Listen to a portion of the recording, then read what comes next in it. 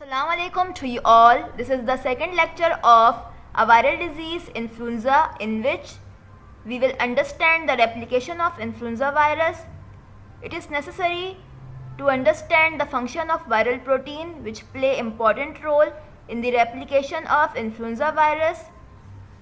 Viral protein are discussed in previous lecture. If you did not watch previous lecture, so click the I button top of the screen and watch lecture number 1 for proper understanding, then continue lecture number 2.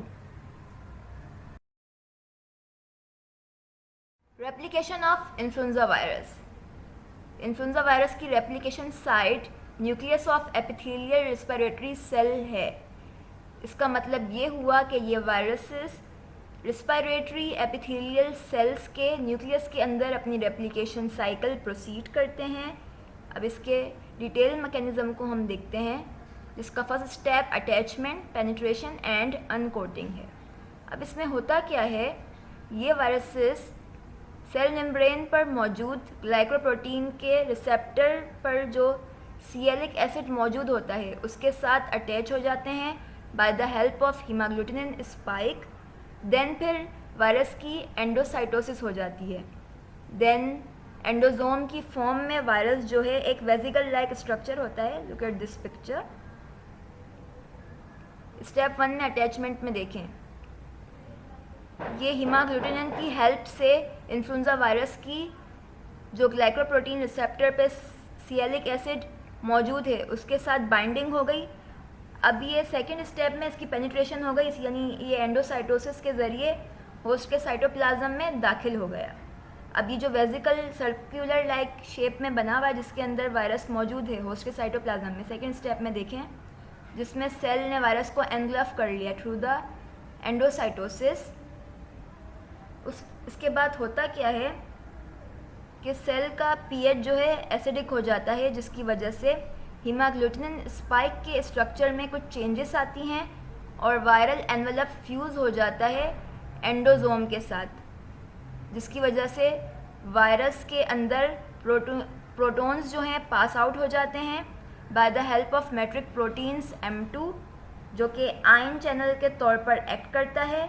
Then M1 dissociate हो जाता है nucleoprotein से, जिसकी वजह से nucleocapsid जो है cytoplasm के अंदर रिलीज़ हो जाता है और वायरस की अनकोटिंग हो जाती है. Clear? Next step is biosynthesis of RNA and viral protein. Virus की अनकोटिंग के बाद वायरल जीनोम न्यूक्लियोकैप्सिड से निकलकर होस्ट के न्यूक्लियस के अंदर दाखिल हो जाएगी, जहां पर उसकी ट्रांसक्रिप्शन होगी. जैसा कि मैंने आपको बताया है कि इन्फ्लुएंजा वायरल की जीनोम 8 सेगमेंट्स ऑफ RNA पर मुश्तमिल होती है, जिसकी पोलैरिटी नेगेटिव होती है. यानी ये RNA की 8 segments 3 prime to 5 prime direction में रन करती है. तो जब ये अपना कॉम्प्लीमेंट्री RNA स्ट्रैंड सिंथेसाइज करेंगी तो वो 5 prime to 3 prime direction move करेगा. ऐसे स्ट्रैंड्स को हम पॉजिटिव स्ट्रैंड कहते हैं. अब ये पॉजिटिव स्ट्रैंड मैसेंजर RNA के तौर पर एक्ट करेंगे और न्यूक्लियस से निकलकर होस्ट के साइटोप्लाज्म में अपनी प्रोटीन सिंथेसाइज करेंगे bye the help of ribosome. तो जो RNA सेगमेंट की सेगमेंट नंबर 1 जो है फर्स्ट सेगमेंट, उसके पास पॉलीमरेज बेसिक प्रोटीन 2 को सिंथेसाइज कराने के लिए कोडिंग मौजूद है. तो ये पॉलीमरेज PB2 को सिंथेसाइज कराएगी. देन इसी तरह सीक्वेंस में तरतीबवार second strand PB1 polymerase basic protein 1 को, थर्ड सेगमेंट जो है पॉलीमरेज एसिडिक प्रोटीन को, फोर्थ हीमोग्लूटिनिन को, 5 न्यूक्लियोप्रोटीन को और 6 जो है न्यूरेमिनिडेज को सिंथेसाइज करेगी. But in the case of segment number 7 and 8, segment number 7 long polypeptide chain of matrix protein को सिंथेसाइज करेगी, जिसकी क्लेवेज हो जाएगी matrix protein M1 and matrix protein M2 में. इसी तरह 8 सेगमेंट जो है नॉन स्ट्रक्चरल प्रोटीन की लॉन्ग चेन पॉलीपेप्टाइड को सिंथेसाइज करेगी. अब इस चेन की भी अगेन क्लेवेज हो जाएगी into non structural protein 1 and non structural protein 2 में. ठीक है. जैसे ही प्रोटीन सिंथेसिस हो जाएगी वायरस की तमाम, वैसे ही ये मैसेंजर आरएनए अगेन न्यूक्लियस के अंदर दाखिल हो जाएंगे और अगेन जो है ट्रांसक्रिप्शन करेंगे, जिसके नतीजे में जो रिजल्टेंट आरएनए के सेगमेंट सिंथेसाइज होंगे उनकी पोलैरिटी नेगेटिव होगी और ये नेगेटिव स्ट्रैंड्स इन्फ्लुएंजा वायरस की जीनोम के तौर पर एक्ट करेंगे।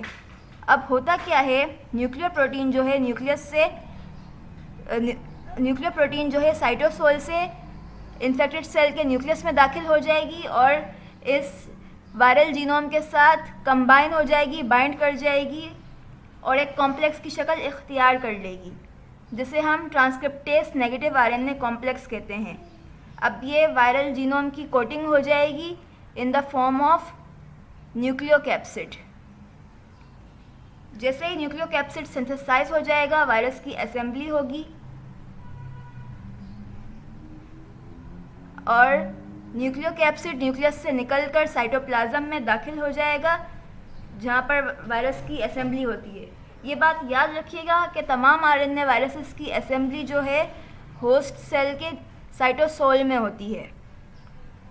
इसी तरह इन्फ्लुएंजा की भी साइटोसोल में असेंबली होगी और तमाम स्ट्रक्चरल और फंक्शनल प्रोटीन जो है साइटोसोल में आके एक साथ असेंबल हो जाएंगे, एक साथ जुड़ जाएंगे to form a mature virus particle, जिसे हम वायरियन कहते हैं।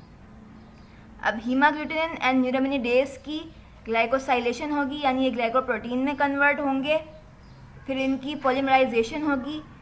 जैसा कि आपको पता है ना, हीमाग्लूटिनिन 3 सब यूनिट्स से मुश्तमिल होता है, इसलिए हम ट्राइमर कहते हैं, और न्यूरामिनिडेज टेट्रामर होता है जो कि 4 सब यूनिट्स में पर मुश्तमिल होता है। तो इन सब यूनिट्स की एक साथ कॉम्बिनेशन होगा, जिसे हम पॉलीमराइजेशन कहते हैं। इसके बाद इसकी असाइलेशन हो जाएगी और ये वायरियन की सरफेस पे आ जाएंगे। देन ये होस्ट सेल से बाहर निकलने के लिए सेल मेम्ब्रेन में इंसर्ट होंगे। अब वायरियन के रिलीज़ में न्यूरामिनिडेज का बहुत इंपॉर्टेंट रोल है। न्यूरामिनिडेज क्या करेगा, सेल मेम्ब्रेन पर मौजूद सिएलिक एसिड रिसेप्टर को डिस्ट्रॉय करेगा, जहाँ से वायरस की एंट्री हुई थी। After the destruction of sialic acid receptor, influenza virus जो है सेल मेम्ब्रेन से बडिंग के ज़रिए बाहर निकल जाएगा और अपना एनवेलप एक्वायर कर लेगा। ये देखिए, इन्फ्लुएंजा वायरस ने बडिंग की और अपना एनवेलप हासिल कर लिया और ये होस्ट सेल के बाहर रिलीज़ हो गया, बाहर निकल गया और दूसरे सेल को इन्फेक्ट करने लगा। इसी तरह इस सेल से 1 बाय 1 करके जो है इन्फ्लुएंजा वायरसेस रिलीज आउट हो जाएंगे और किसी और सेल को तलाश करेंगे इन्फेक्शन को इस्टेब्लिश करने के लिए। So this is the whole process of replication of influenza virus. Thanks for watching.